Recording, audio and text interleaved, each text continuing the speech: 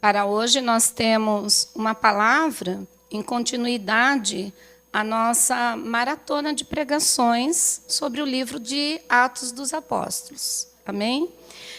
Nós estaremos meditando um pouco na palavra de Atos 2 e iremos ler dos versículos 1 ao 13, não neste momento.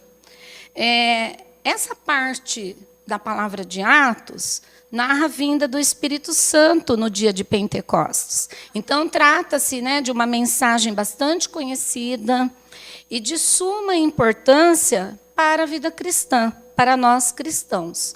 Jesus, ele viveu na terra como homem, entre os homens, é o Verbo que se fez carne, fez discípulos, morreu, ressuscitou, subiu aos céus, mas ele não nos deixou órfãos, ele não nos abandonou. Ele nos enviou o Espírito Santo para que não estivéssemos sozinhos. A partir daí, ele passou a viver em nós, e nós passamos a ser um em Cristo. Eis o grande mistério, eis o grande milagre, assim como Cristo disse, ser um com o Pai. Nós vimos na última pregação que, devido à morte de Jesus, inicialmente, os discípulos, eles debandaram. Alguns voltaram até às suas antigas atividades, aos seus trabalhos iniciais, antes de serem chamados para serem pescadores de homens. E Jesus, ele apareceu, então, depois que ressuscitou, e os orientou sobre o dia de Pentecostes, quando, então, eles seriam batizados com o Espírito Santo. E se hoje nós estamos aqui, é devido a esse acontecimento, a esse grande acontecimento, que foi o quê? Único, só aconteceu uma vez, poderoso, soberano. Nós estamos aqui pela fé que nós temos nesta palavra, porque nós vivemos pela fé na palavra de Deus. E nós somos a igreja de Cristo, Cristo nosso Senhor e Salvador. Antes de entrarmos na palavra, eu gostaria de adiantar um pouquinho com vocês sobre este dia e, principalmente, sobre o que significa Pentecostes. Esta palavra, ela veio do grego e significa quinquagésimo. É um número ordinal. Significa 50º dia. E se refere a um período de 50 dias que ocorre após a Páscoa. Então, nós tivemos Jesus, que ressuscitou, ele andou por 40 dias na terra, e aí, 50 dias depois, vem o dia de Pentecostes. Aliás, esta palavra vem de um radical, de uma raiz, chamada pente. E aí nós temos o penta, que significa 5. Trata-se de uma data importante para o povo judeu. Para Deus, nós vemos assim, Deus sempre muito ligado a essa data. Alguns acontecimentos importantes ocorreram nesta data. Então, Pentecostes é uma festa judaica, bastante celebrada, comemorada, conhecida como Festa das Semanas ou Festa das Colheitas. E o que é interessante nisso tudo? Essa festa, ela marcava o fim da colheita da cevada e o início da colheita de trigo. E nós já estudamos aqui, já estivemos ministrando aqui, a respeito da importância das colheitas, a respeito principalmente do trigo. Porque o trigo para o povo judeu é o nosso arroz e feijão. E aí, depois, passou-se a comemorar nesta mesma data a entrega da lei a Moisés, no Monte Sinai, da Torá. A Torá compõe os 5 primeiros livros da Bíblia. E essa lei foi entregue 50 dias, de novo, 50 dias após a saída do Egito, após a Páscoa. Então, para nós, hoje, com base em Atos 2, essa data ela chega a ser emblemática, simbólica. Por quê? Porque ela representa o acontecimento mais importante da Igreja de Cristo. É a descida, é o derramamento do Espírito Santo sobre os apóstolos, as mulheres e os outros discípulos que se encontravam lá, naquele dia, no cenáculo, orientados por Jesus. Isso ocorreu exatamente 50 dias após a Páscoa, ou seja, 50 dias após a ressurreição de Cristo. Pentecostes, portanto, marca o cumprimento de uma grande promessa feita por Jesus. Está lá em João 14, 18. Não vos deixarei órfãos, voltarei para vós outros. Pentecostes é um milagre, é um marco para a igreja. E nós somos a igreja. Amém? Então eu vou pedir que vocês estejam abrindo sua Bíblia em Atos 2. Nós vamos ler dos versículos de 1 a 13. Esses versículos falam sobre a descida do Espírito Santo e sobre o dom de línguas. O Felipe já comentou aqui a respeito sobre essa questão dos títulos. A Bíblia, originalmente, ela não vem dividida em capítulos, em títulos.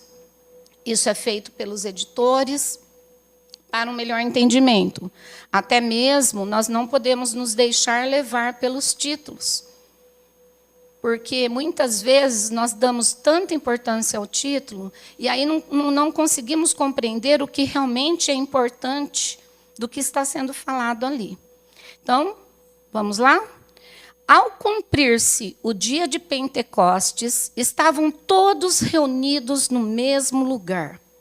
De repente, veio do céu um som como de um vento impetuoso e encheu toda a casa onde estavam assentados. E apareceram distribuídas entre eles línguas como de fogo, e pousou uma sobre cada um deles. Todos ficaram cheios do Espírito Santo e passaram a falar em outras línguas, segundo o Espírito lhes concedia que falassem. Ora, estavam habitando em Jerusalém judeus, homens piedosos, vindos de todas as nações debaixo do céu. Quando, pois, se fez ouvir aquela voz, afluiu a multidão que se possuiu de perplexidade, porquanto cada um os ouvia falar na sua própria língua. Estavam, pois, atônitos e se admiravam, dizendo: Vede, não são porventura galileus todos esses que aí estão falando? E como os ouvimos falar, cada um, em nossa própria língua materna? Somos partos, medos, elamitas e os naturais da Mesopotâmia, Judéia, Capadócia, Ponto e Ásia, da Frígia, da Panfilha, do Egito e das regiões da Líbia, nas imediações de Cirene, romanos que aqui residem. Tanto judeus como prosélitos, cretenses e arábios. Como os ouvimos falar em nossas próprias línguas as grandezas de Deus. Todos atônitos e perplexos interpelavam uns aos outros. Que quer isto dizer? Outros, porém, zombando, diziam: estão embriagados. Esta é a palavra de hoje, amém? Bom, primeiramente, é importante entender que o Pentecostes, então, foi o cumprimento de uma promessa. Ou seja, o derramamento do poder do Espírito Santo, que foi prometido à Igreja de Cristo por Jesus.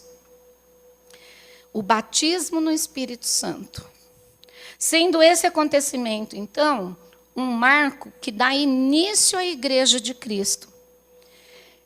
Não se trata, portanto, de um mero evento. Como vocês viram, ele já acontece em uma data especial para Deus e para o povo judeu. E também nós não podemos ver isso apenas como um clima em que as pessoas se emocionaram a ponto de alguns acharem que estavam embriagados. O que Cristo disse? Ele disse que seria necessário que ele subisse para que o Espírito Santo descesse. Então, Cristo subiu e o Espírito Santo desceu. E há aí todo um propósito. Qual é o propósito? Se Jesus, enquanto estava na terra, se fazia presente entre eles, quando Jesus morre, eles se sentem abandonados, tanto que eles debandaram. Então, eles não tinham mais ali Jesus presente para orientá-los, para ajudá-los, enfim. Eles se sentiram abandonados. E aí o propósito do derramamento do Espírito Santo foi exatamente de habitar para sempre com a igreja, na igreja. E a igreja somos nós. Então Jesus não estava mais presente em carne e osso, mas o Espírito Santo de Deus passou a habitar nesses homens, na igreja. Então, o homem passou não a ter a presença de Jesus, ele passou a ter Jesus dentro dele. Não se trata, de acharmos que isso é impossível, porque aos que creem, nós sabemos que é um milagre, que é algo soberano, poderoso e que Deus pode fazer.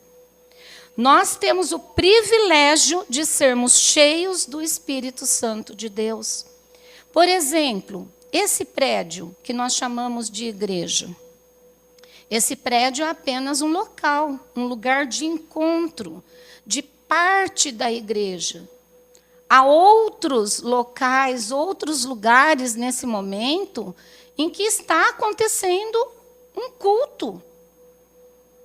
Mas são partes da igreja, porque a igreja não é um local, não é um lugar, a igreja somos nós.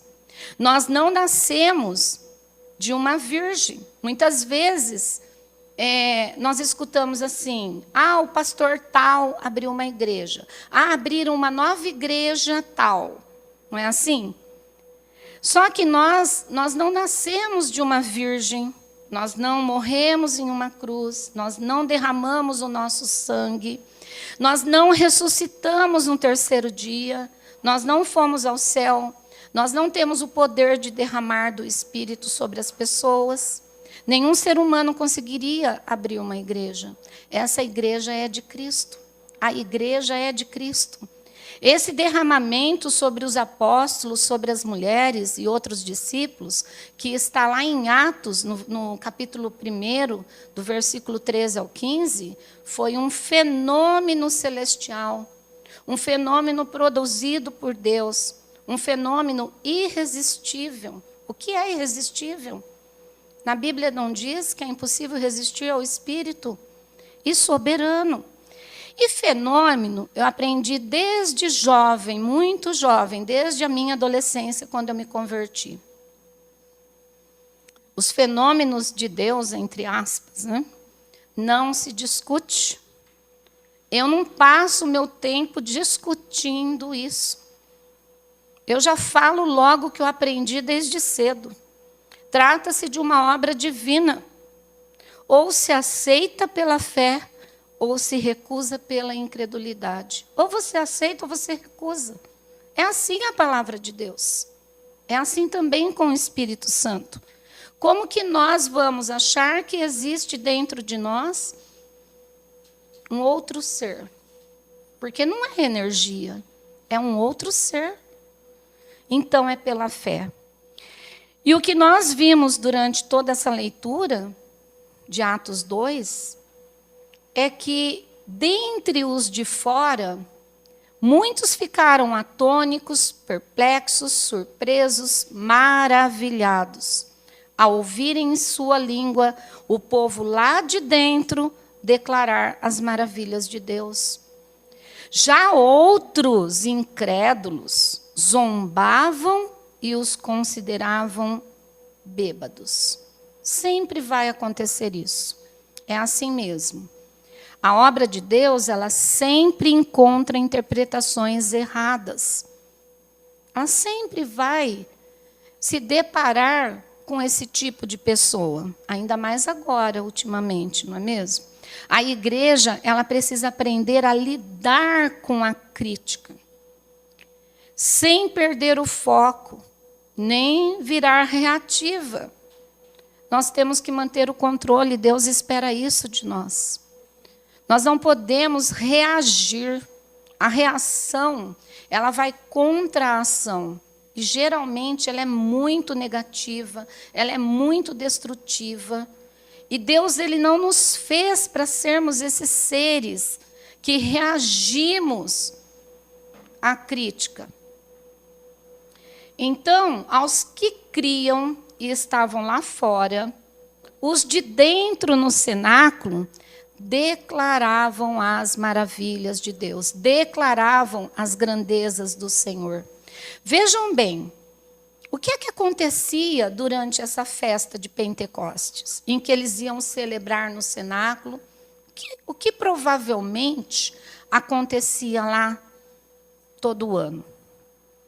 Geralmente, os judeus, eles iam a essa festa e ao cenáculo para fazerem suas orações, de acordo com a lei, da forma como eles tinham aprendido, para cantarem, entoarem cânticos de louvor a Deus. Geralmente, os salmos eram muito utilizados.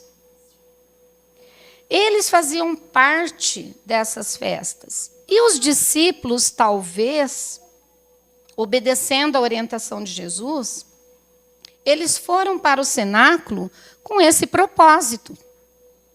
E lá, então, aconteceu o fenômeno. Então, muitos estudiosos acreditam que eles não estavam falando exatamente de Jesus, do que tinha acontecido com Jesus, mas eles estavam falando das grandezas de Deus na língua deles.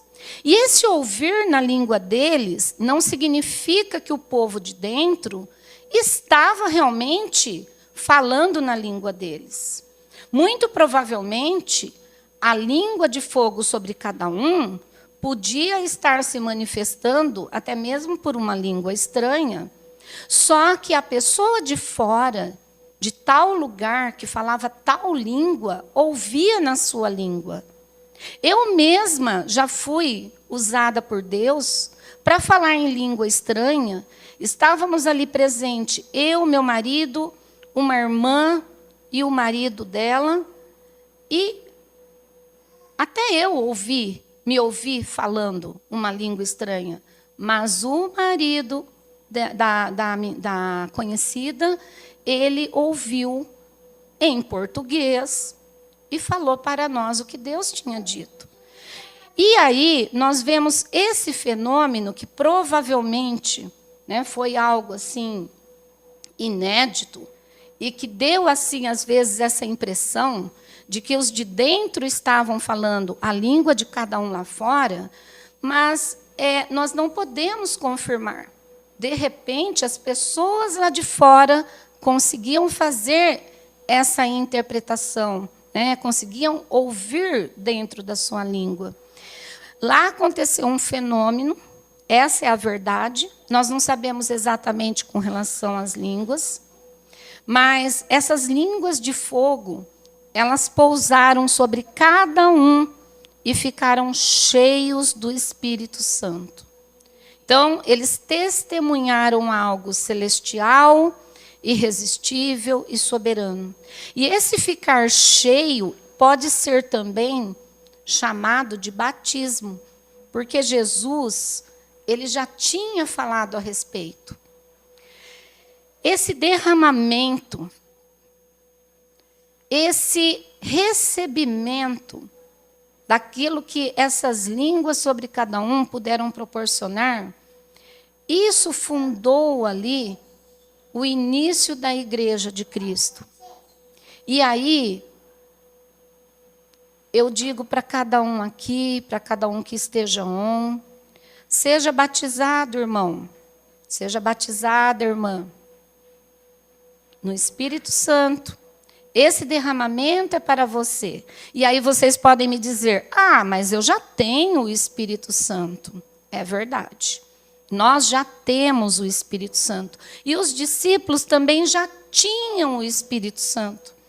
Os discípulos já eram salvos, conforme Jesus deixou claro 3 vezes.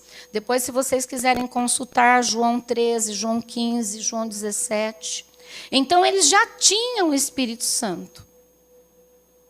Está lá em Romanos também, 8:9, João 3:5. E em João 20, 22, nós temos o seguinte. João 20, 22. E havendo dito isto, soprou sobre eles e disse-lhes, recebei o Espírito Santo. Então aqui nós temos uma diferença. Receber o Espírito Santo não é ser batizado no Espírito Santo. Mesmo regenerados, mesmo tendo recebido o Espírito Santo, os discípulos ainda não estavam cheios do Espírito Santo. Não havia ainda acontecido esse derramamento de poder. E essa experiência pessoal de enchimento do Espírito Santo é algo que aconteceu nesse dia de Pentecostes. Então, veja bem, Jesus primeiramente soprou sobre eles e eles receberam o Espírito Santo. Porém, no cenáculo, aconteceu algo que completou esse ciclo da salvação. Eles já eram salvos, mas aconteceu algo ali. Então, é diferente. Uma coisa é você ser habitado pelo Espírito Santo. Outra coisa é você ser cheio do Espírito Santo. E você que diz, então, ter o Espírito Santo, estar cheio do Espírito Santo, você tem o batismo? É cheio do Espírito Santo? Nós vamos ver hoje a respeito disso. Outra coisa, nós não podemos de maneira alguma crer nesse batismo do Espírito Santo como se várias vezes o Pentecostes precisasse acontecer. Aconteceu uma vez só. Porque o batismo não é uma coisa que eu recebo. Eu recebi o Espírito Santo, mas o batismo do Espírito Santo não é recebimento, é derramamento. Batismo é um lugar onde nós mergulhamos, é ou não é? É a água. Aqui também já falamos a respeito disso. O Espírito Santo é a água do rio que sai do trono de Deus. É o que Cristo havia prometido. E ele fala, né? Assim como João batizou na água, ele batizaria no Espírito Santo. Então, batismo é mergulho. E não há como nós recebermos. Somente mergulhando e vivendo uma vida nele. Em quem? No Espírito Santo. Somente envolvido nele, no Espírito Santo. Somente mergulhado nele, no Espírito Santo. Ele passa a habitar em cada um e vai estar ao redor de cada um. Ele entrelaça as relações. E essa é a igreja de Cristo. Nós estamos entrelaçados. Nós temos em nós habitando o mesmo Espírito. Por isso que nós somos um em Cristo. Essa experiência dessa plenitude pessoal, como o próprio nome já diz, e nós vimos que cada língua pousou sobre a cabeça de cada um, está lá em Atos 2, 3 a 4, ela desce sobre cada um, individualmente. Então, foi uma língua de fogo para cada um. Irmãos, não tem briga, só fica sem a sua língua quem quer, né? Eles ficaram cheios do Espírito Santo, e cheios do Espírito Santo começaram o quê? A declarar as grandezas de Deus. Por que eles ficaram cheios do Espírito Santo? Para declarar as maravilhas de Deus. Seria um salmo? Pode ser. Seria uma oração tirada de um salmo? Declamada ali de um salmo? Pode ser. O que temos aqui? Senão a verdade de Deus escancarada para toda a igreja. É uma verdade que nós estamos tirando. Mais do que todo esse cenário da língua de fogo. Quando nós estamos cheios do Espírito Santo, nós falamos das grandezas de Deus. Nós levamos a palavra de Deus. Nós não conseguimos nos conter. Porque o que está dentro de nós é irresistível. O que ele fez e faz por nós, o seu povo, nós não conseguimos ficar parados. Nós queremos compartilhar. E aos que creem, irão entender pela fé. O livro de Atos está repleto desses testemunhos, do primeiro capítulo ao último. Porque a igreja ela passou a propagar os feitos de Deus sobre os atos do Espírito Santo. O Felipe até comentou domingo. Não deveria se chamar Atos dos Apóstolos, deveria se chamar Atos do Espírito Santo. Naquele dia, Deus inaugurou uma missão multicultural, uma missão multilingüe. O milagre das línguas sinaliza algo muito maior que você conseguir enxergar uma língua de fogo sobre cada um. Sinaliza que o evangelho nasceu como vocação para todos os povos. Não foi só para os judeus. Sem exigir ainda que todo mundo vire uma cópia cultural. Irmãos, nós não somos uma cópia, nós não somos um robozinho, um fantoche, que o Espírito Santo domina, leva para lá, leva para cá. Nós não somos cópias. Nós somos diferentes um do outro, nós temos o livre-arbítrio, nós temos os nossos talentos, nós temos aí os nossos problemas internos, externos, nós temos cada um uma vida, um trabalho. Então, nós não somos cópia, mas nós somos unidos pela presença do Espírito Santo em cada um de nós. Nós somos a igreja de Cristo. Nós somos cheios da graça do Espírito Santo. Pelo menos é assim que Deus nos quer. Porque cheios, nós estaremos exercendo a missão de testemunhas de Cristo. Nós recebemos o Espírito Santo para sermos suas testemunhas. Sob sua influência santificadoras. Nós somos santificados. Nós passamos a ser santos e espirituais. Nós passamos a estar mais próximos do reino de Deus.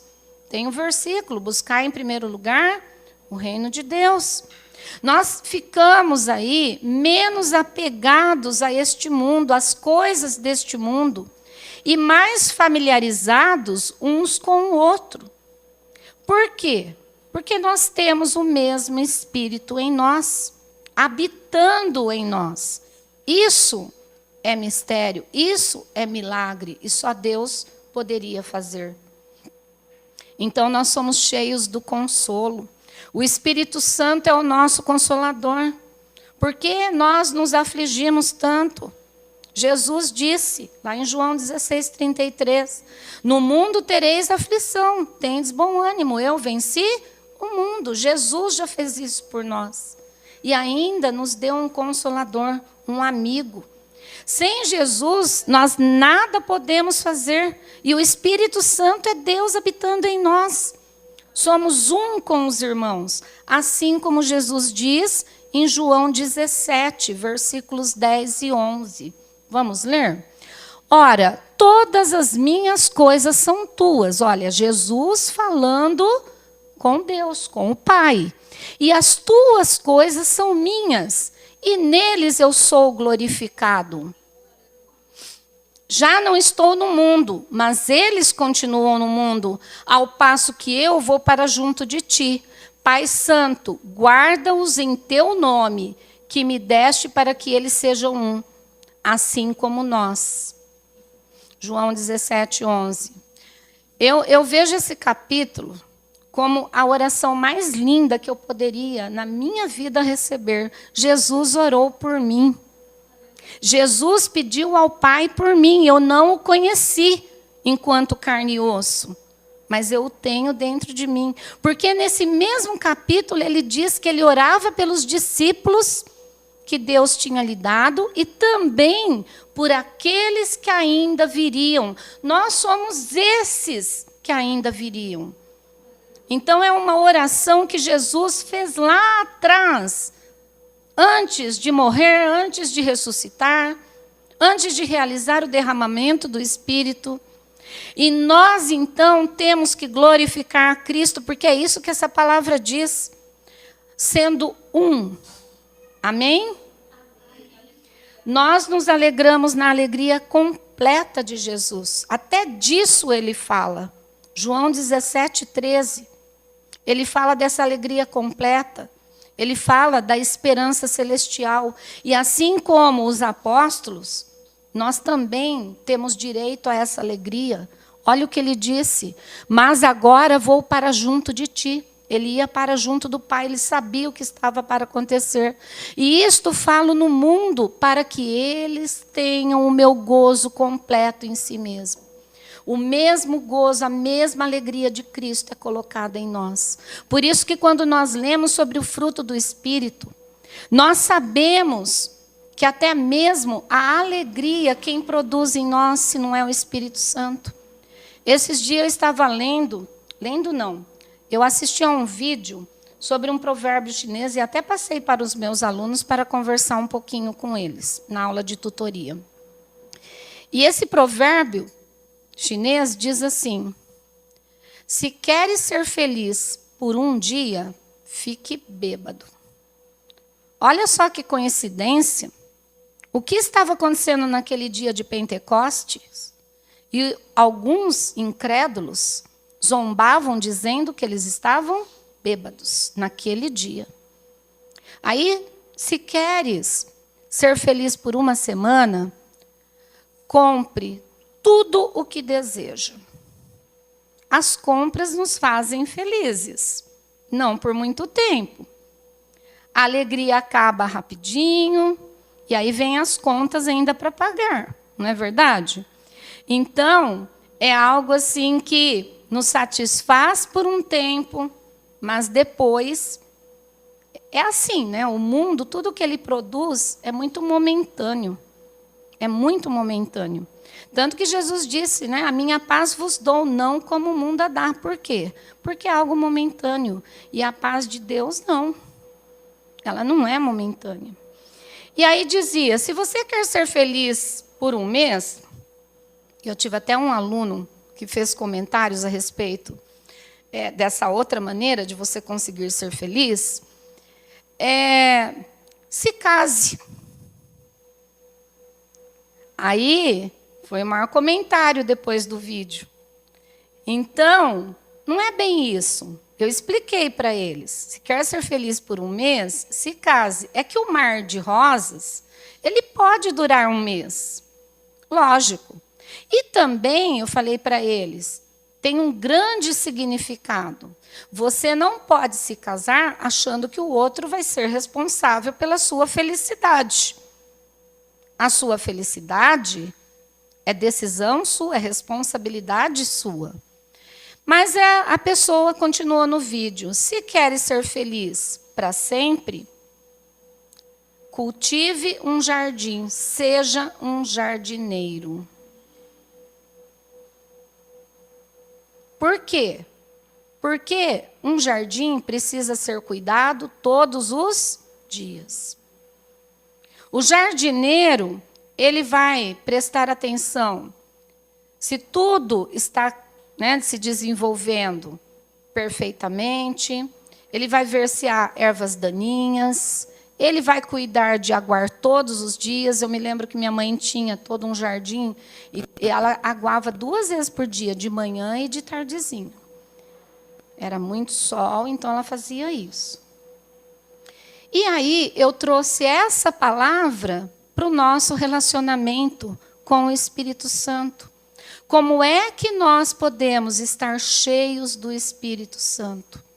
Cultivando essa relação. Nós temos um ser celestial habitando em nós. E às vezes nós cultivamos mais os relacionamentos de fora do que esse relacionamento de dentro. Então nós temos que ser jardineiros nesse relacionamento. Nós temos que cultivar esse relacionamento. Até me deparei hoje com uma frase que diz assim: apenas a intimidade com Deus constrói raízes firmes. Nós precisamos cuidar desse jardim, construindo essas raízes firmes.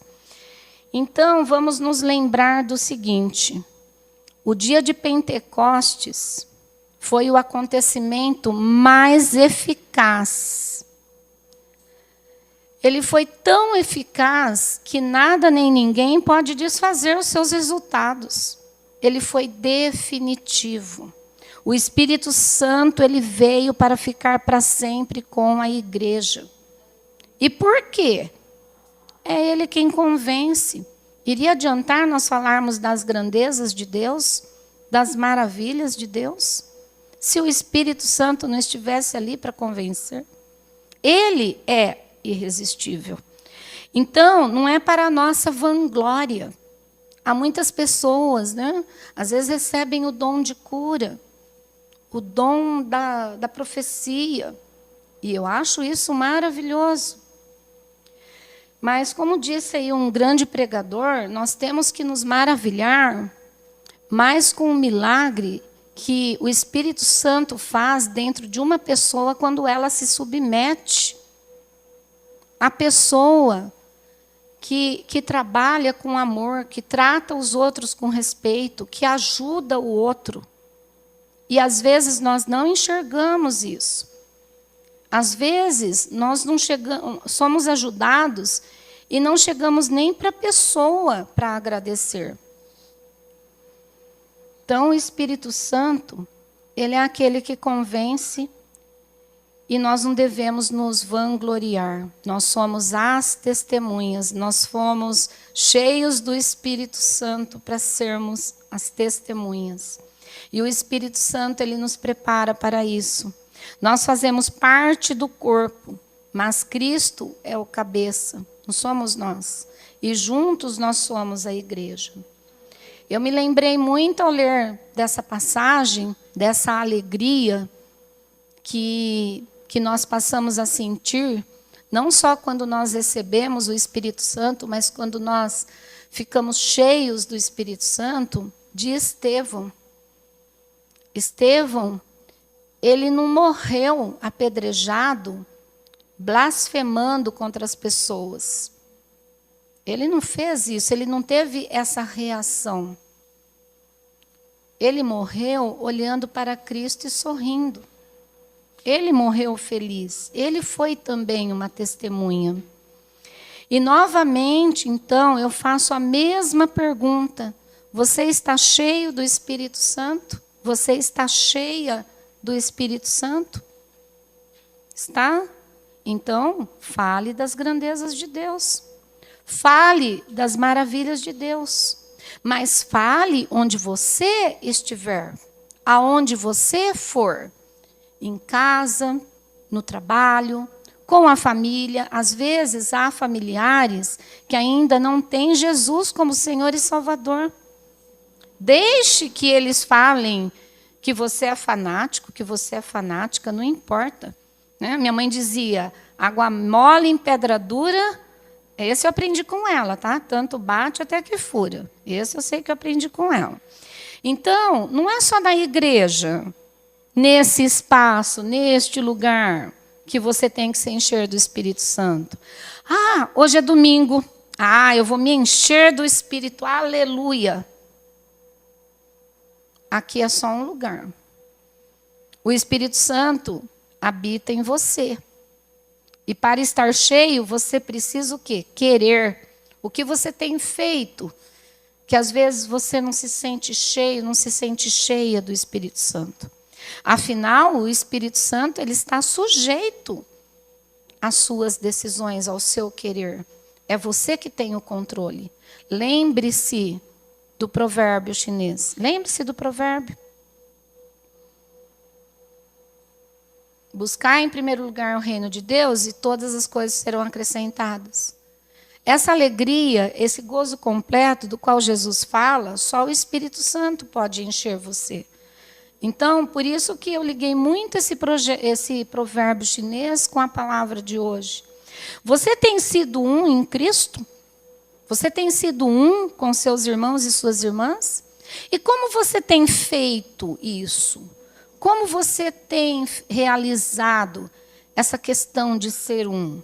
Lembre-se, vamos voltar aqui na questão da cópia.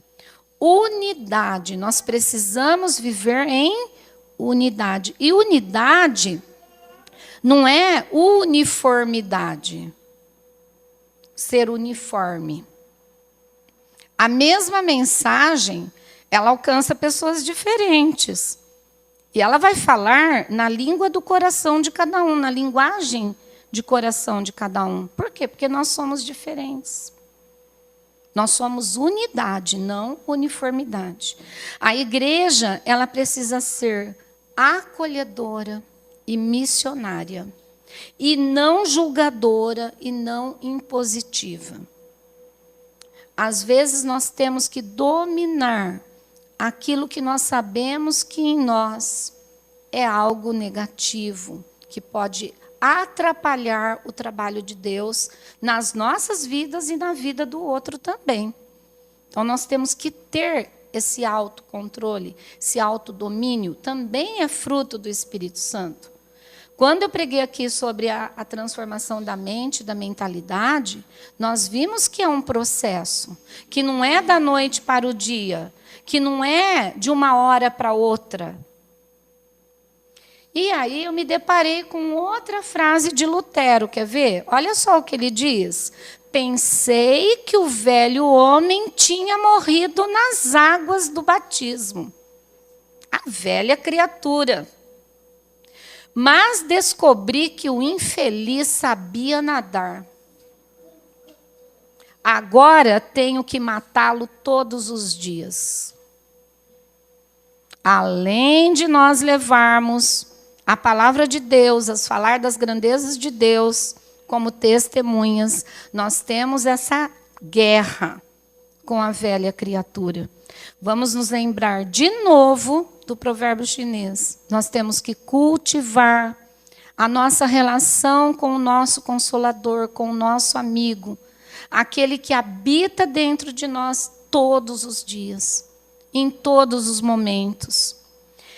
O Espírito Santo, ele gera testemunho público. Olha só, o efeito imediato não é o isolamento espiritual, mas é proclamação visível. A fé, ela sai do privado para o público. Eu tenho uma neta e ela sofreu muito por achar que não tinha amigos.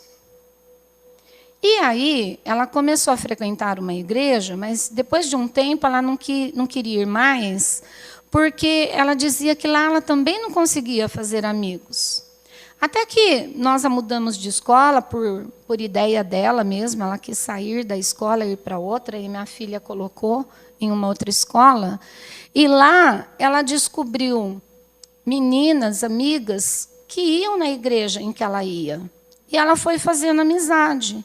E nós ficamos assim muito surpresos com a mudança que ocorreu dentro dela. Aquela menina que parecia ser tímida, ter vergonha, ela começou assim a se abrir para Deus, né? A não ter mais vergonha. Então, a nossa fé, ela precisa sair do privado para o público. Foi isso que aconteceu no dia do cenáculo. Eles ali dentro, eles não resistiram ao poder do Espírito Santo, o poder foi derramado e os de fora ouviam tudo. Então, para que a sua fé saia do privado do seu coração, para que você seja essa testemunha para a qual Deus escolheu você, você precisa ter o poder do Espírito Santo. Só assim você vai poder declarar as grandezas de Deus. Como que eu vou falar aqui da palavra de Deus? Eu peço que o Espírito Santo fale por meio de mim. É lógico que ele me dá entendimento. Lógico. Sem esse entendimento, tem uma palavra na Bíblia que eu me apossei dela há muito tempo. Quando eu li, falei, essa palavra é para mim. Eu fazia faculdade ainda, faz muito tempo. Tem uma palavra na Bíblia que diz assim, o Espírito Santo vos ensina todas as coisas, e não há necessidade de que ninguém vos ensine coisa alguma. Nós aprendemos um com o outro, sabemos disso. Mas o processo mental que acontece é o Espírito Santo ali agindo. E eu me lembro que eu tinha que apresentar uma aula toda em inglês para a professora. E era sobre um assunto que eu ainda não tinha conseguido entender. Eu não tinha conseguido ainda pegar o fio da meada. E eu me lembro que naquela época eu namorava o Harold. E ele foi me levar de moto até a faculdade, na Unisagrado, que na época não tinha esse nome. E a hora que ele parou no estacionamento e eu desci da moto, veio assim, tudo na minha cabeça. Todo o entendimento que eu não tinha, estudando o dia inteiro, veio na minha mente. Então, o Espírito Santo, ele passa a falar com você. E ele usa muitas maneiras para falar comigo. E aí você precisa estar atento para ouvi-lo, para conseguir entender o que ele quer falar com você. Então, nós precisamos deste poder em nós. Não é só receber o Espírito Santo, é estar cheia do poder. Só assim nós poderemos declarar as grandezas de Deus. Aliás, o centro da mensagem de Pentecostes é exatamente esse. As grandezas de Deus sendo anunciadas para os que estavam lá fora. Porque Deus, ele trouxe a palavra dele, ele trouxe a palavra dele para que ele pudesse levar a salvação para todos os povos, e não somente para os judeus. E nós, então, e você, foi escolhido, escolhida para ser testemunha de Deus. Quem aceita? Quem aceita aqui? O convite é para que você esteja neste cenáculo, por definitivo, no dia de Pentecostes. Todo dia. Cheio do Espírito Santo, cheia do Espírito Santo. Então você precisa cultivar essa relação. Você precisa todos os dias estar mergulhado no Espírito Santo, nas águas do Espírito Santo. Nós somos diferentes. Vou repetir aqui, por favor. Nós somos únicos para Deus. Nós não somos cópias, estou retomando. Não somos robôs. E Deus, ele trata com cada um de forma especial. Como filha, como filho amado, como filha amada. Por isso, ele operou o grande milagre de cada um ser habitado pelo Espírito Santo.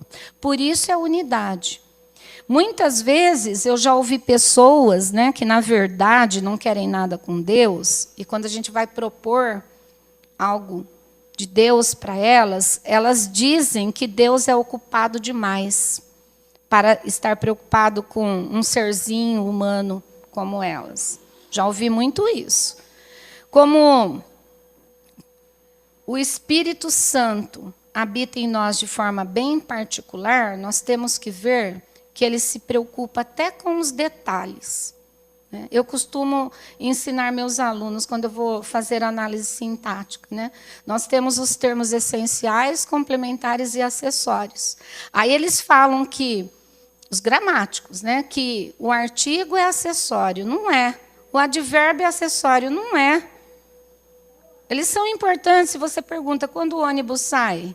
Amanhã. Amanhã é advérbio, não é importante? Se você está querendo saber quando que o ônibus vai sair, então não podia ser acessório, Então eu falo aqui para vocês hoje, o Espírito Santo, ele se preocupa com pormenores. Ele se preocupa com aquilo que diz respeito à sua vida. Como que Deus pode estar muito ocupado para não se preocupar com você, se Ele entregou o seu único filho unigênito por você? Então, não tem como você falar isso de Deus. E aí, tudo que é importante para nós, Deus se preocupa sim. E Ele está atento e sempre pronto para nos ajudar, por meio do Espírito Santo, por meio do nosso Consolador. E até para nos advertir. E eu vou contar para vocês 2 experiências que eu tive com o Espírito Santo. Certa vez, limpando a casa, eu perdi a minha aliança. E essa aliança, ela tem uma importância para mim, porque essa conhecida, essa amiga, da qual eu falei para vocês, da experiência do falar em línguas, ela foi como uma mãe espiritual para mim. Ela já faleceu com 90 e poucos anos.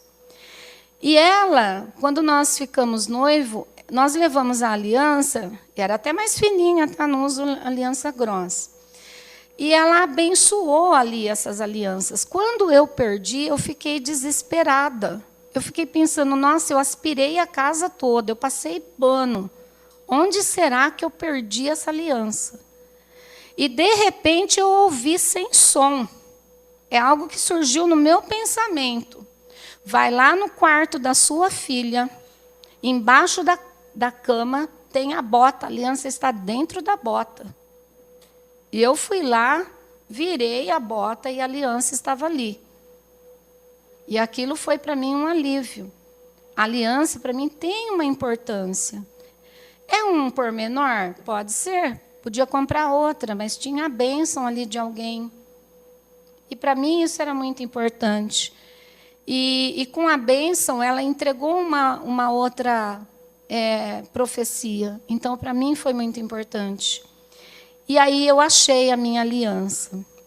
Eu tenho um outro testemunho relacionado a uma outra peça de joia. O meu sonho era ter um brinco de ouro de argola, mas tinha que ser grande. E demorou bastante para eu conseguir comprar esse brinco. Eu comprei um brinco de argola, de ouro, né?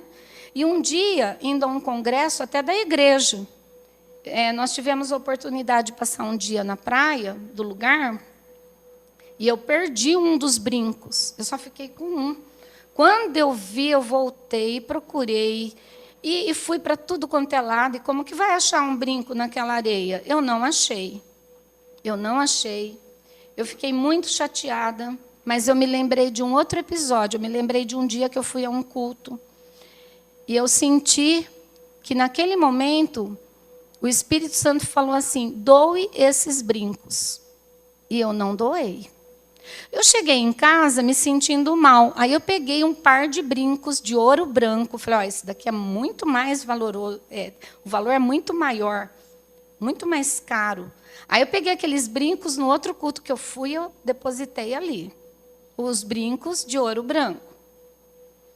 Passou um tempo, eu perdi, né, o brinco de ouro, de argola, grande. E aí, a igreja chegou a um determinado momento, eu nem fiquei sabendo. Mas o Haroldo foi lá, viu o brinco e comprou e me deu de presente de novo. Né, novamente, outra vez. O Espírito Santo me devolveu. E foi aí que eu entendi o que ele estava me pedindo. E eu não fui obediente, mas eu aprendi. Então, eu aprendi que ele está, assim, atento aos pormenores. E até mesmo quando parece ser um detalhe sem importância, mas ele vê que ali tem algo que nós precisamos abrir mão. E ele vai querer ver a nossa obediência. Isso é crescimento e nós precisamos aprender a crescer. Então, outra coisa que eu quero reforçar aqui hoje, estamos terminando. O Espírito Santo, ele é nosso amigo íntimo. No mais profundo significado que essa palavra pode ter. É Deus Pai e Deus Filho em nós. Ele quer falar conosco, conversar conosco, e precisamos buscar esse convívio, essa intimidade com Ele. Sabe quando você tem um amigo, uma amiga, e você fala, eu tenho que conversar com esse amigo, com essa amiga todo dia? Então, o Espírito Santo deveria ser esse amigo, com você. Nós carregamos dentro de nós a Trindade, e isso precisa ser levado mais a sério por nós. Muitos de nós temos decepcionado o nosso amigo. Nós acordamos e nem damos, às vezes, o bom dia, como eu falei, para o nosso Consolador. Sempre presente o tempo todo, todos os momentos, todos os dias. Então, o Pentecostes, ele significou a união de todos aqueles que são de Cristo. De todos nós que somos de Cristo. De todos aqueles que se decidiram por Cristo e foram selados pelo seu Espírito, que receberam a salvação, que têm a presença desse Cristo em Espírito habitando dentro de si. A igreja, ela passou a existir quando essas pessoas cheias do mesmo Espírito passaram a comungar. Então, o que é que nós fazemos aqui? Parte da igreja hoje aqui juntos, sendo um, comungando. É importante também, lógico.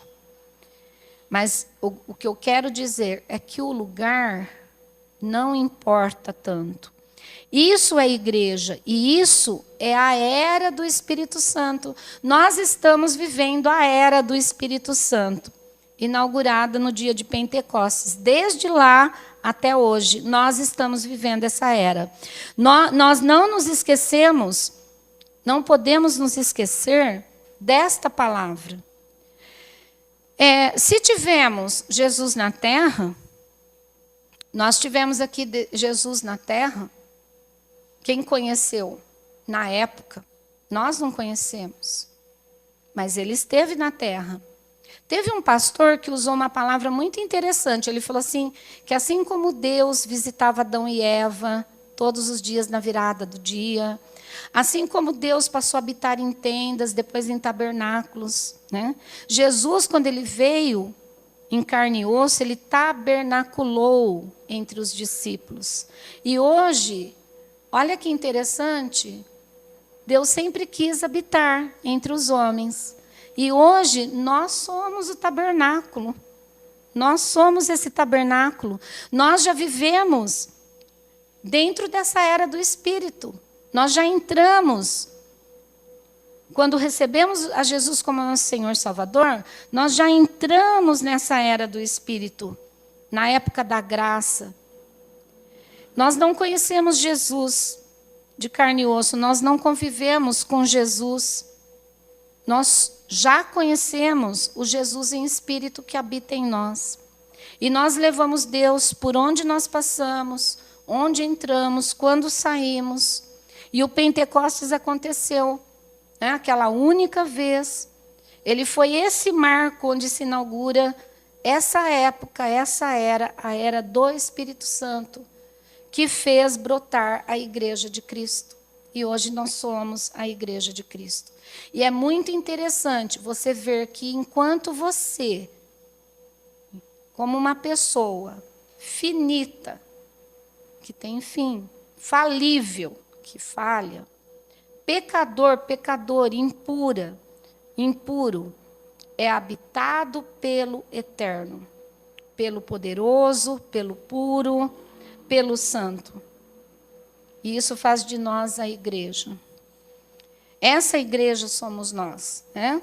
Então, nós habitamos o Eterno, habitamos o Santo, Poderoso. Nós precisamos cuidar disso. Nós precisamos cultivar isso.